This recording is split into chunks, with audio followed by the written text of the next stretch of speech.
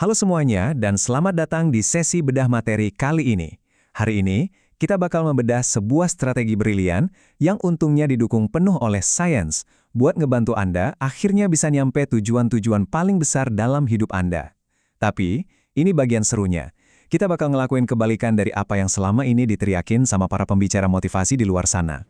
Jadi siap-siap ya, karena pembahasan ini bakal benar-benar ngerombak cara Anda mikir soal produktivitas. Oke, kita langsung mulai aja dengan mempertanyakan satu hal yang kerasa banget dalam keseharian kita. Pernah nggak sih Anda kepikiran, kenapa setiap kali kita bikin keputusan ekstrim, misalnya tiba-tiba berhenti kerja buat mulai bisnis, atau ngerombak total gaya hidup kita dalam semalam, ujung-ujungnya malah bikin kita stres berat, alih-alih sukses, selama ini kita selalu diajarin buat ngambil lompatan besar. Tapi ternyata secara psikologis itu seringkali jadi resep paling ampuh buat gagal dan cemas. Masuk ke bagian pertama, mitos langkah besar. Nah, buat paham gimana caranya sukses yang beneran sukses, kita harus ngebongkar dulu mitos paling populer ini, bahwa kesuksesan yang masif selalu butuh tindakan yang juga masif dan instan. Coba deh, perhatiin perbandingannya. Di satu sisi, kita terus-terusan disuapi budaya hustle yang melelahkan dari video motivasi tradisional yang nyuruh kita ambil langkah besar, berani dan jujur aja, mengintimidasi banget. Tapi di sisi lain, ada strategi yang seolah ngelawan akal sehat kita, dan ini yang bakal kita ulas habis-habisan hari ini, strategi Kaizen. Intinya, ngambil langkah yang saking kecilnya, sampai rasanya agak konyol dan memalukan buat diceritain ke orang lain. Bagian kedua, asal-usul Kaizen. Buat ngerti kenapa langkah-langkah yang super kecil ini justru punya kekuatan luar biasa, kita harus balik bentar ke sejarah industri global. Kisahnya benar-benar di luar dugaan. Kalau kita lihat lini masa ini, perjalanannya lumayan epik. Dimulai di akhir tahun 1940-an, pasca Perang Dunia Kedua. Ada seorang ahli dari Amerika, Edward Deming, datang ke Jepang buat bantu ngebangun lagi pabrik-pabrik mereka yang hancur lebur. Dari bimbingan dia, perlahan tapi pasti, Jepang bangkit dari puing-puing, jadi negara adidaya manufaktur di akhir abad 20. Salah satu buktinya kesuksesan mobil Lexus loh. Terus lompat ke era modern, Dr. Robert Maurer ngambil strategi pabrik ini dan ngubahnya jadi terobosan psikologis buat ngebantu pasien-pasiennya ngubah kebiasaan mereka di UCLA. Keren banget kan?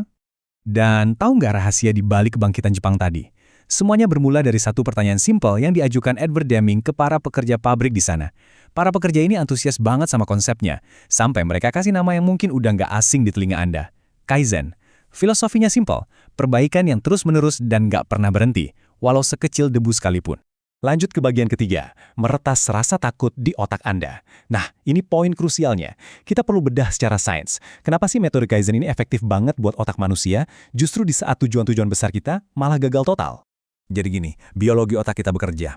Di kepala kita ada yang namanya amigdala. Tiap kali Anda mau ngambil langkah yang kelewat besar dan berani, amigdala ini bakal langsung nangkep sinyal stres karena adanya ketidakpastian. Alarmnya bunyi, dan dia langsung aktifin mode purba kita, respons fight or flight alias lawan atau lari. Terus apa dampaknya? Otak Anda benar-benar matiin kemampuan berpikir rasional jangka panjang. Makanya, bukannya semangat ngejar mimpi, Anda malah nyari pelarian tercepat buat ngilangin cemas. Entah itu nunda-nunda kerjaan, scrolling medsos sampai sejam, atau tiba-tiba nyari es krim di kulkas. Saya suka banget sama analogi dari Dr. Maurer ini.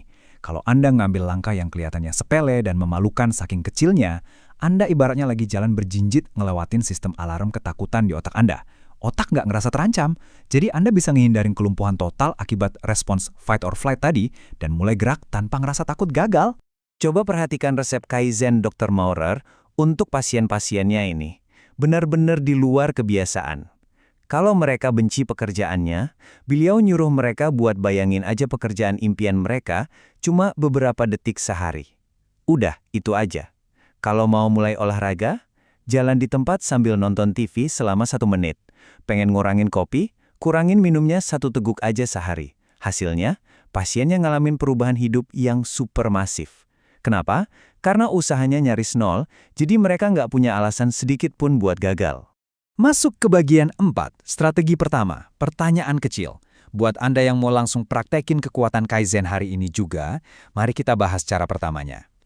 Cara paling ampuh buat ngakalin kecemasan adalah dengan ngecilin pertanyaan yang Anda lempar ke diri sendiri. Bayangin Anda lagi nulis buku, terus Anda nanya ke diri sendiri sesuatu yang berat banget kayak gini. Seketika, itu kerasa kayak beban proyek yang luar biasa ngeri. Secara insting, kita pasti langsung melengos dan mikir, nantian aja deh kalau waktunya udah luang, atau nunggu inspirasi turun dari langit dulu deh. Yang jujur aja, jarang banget kejadian. Tapi coba lihat gimana penulis novel pemenang penghargaan Michael Ondaatje ngakalin rasa takutnya pas nulis. Alih-alih nanya pertanyaan berat, dia malah ngasih pertanyaan-pertanyaan kecil yang mancing rasa penasaran ke dirinya sendiri. Dia ngebayangin satu adegan sederhana. Otak kita itu pada dasarnya suka banget main-main dan seneng mecahin teka-teki kecil semacam ini. Pelajaran pentingnya, lain kali Anda ngerasa mumet atau kewalahan sama kerjaan yang numpuk, ganti tujuan raksasa Anda sama pertanyaan-pertanyaan ringan seukuran gigitan ini. Jangan nanya gimana caranya nyelesain laporan 50 halaman ini, tapi tanyain aja, apa ya satu kalimat paling gampang yang bisa gue tulis di halaman pertama. Ini otomatis nipu otak Anda buat mulai nyari jawaban sambil senang-senang, dan boom, momentumnya jalan dengan sendirinya. Bagian kelima, strategi kedua, hadiah kecil. Ini cara kedua yang juga kerasa aneh, tapi beneran berhasil buat ngebangun pola pikir Kaizen. Anda nggak cuma ngecilin langkahnya, tapi Anda juga harus ngasih bensin ke langkah kecil itu pakai hadiah yang sama-sama kecil, bahkan mungkin rada konyol. Coba perhatikan angka 20 ini. Angka ini punya cerita emosional di baliknya.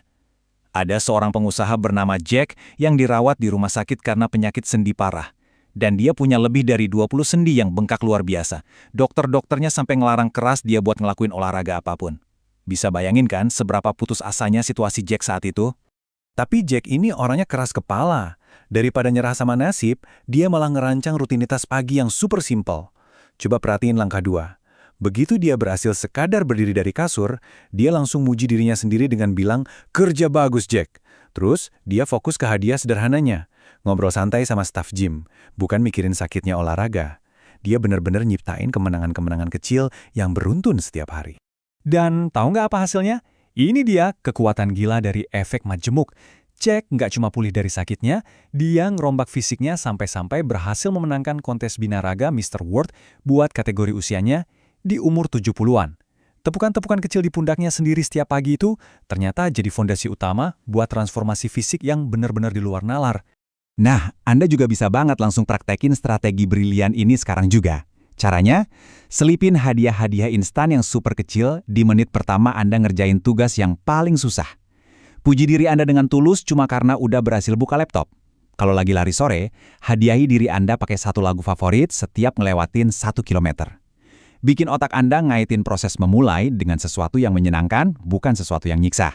Jadi, sebagai penutup sesi bedah materi kita hari ini, saya mau ninggalin Anda dengan pertanyaan yang sama. Pertanyaan provokatif yang secara harfiah udah ngebangun ulang sebuah bangsa dari kehancuran total menjadi adidaya dunia. Apa satu langkah yang saking kecilnya sampai terasa memalukan yang bakal Anda ambil hari ini buat ngejar impian Anda? Jangan mikir terlalu besar. Mulai sekarang berpikirlah sekecil mungkin. Terima kasih sudah bergabung.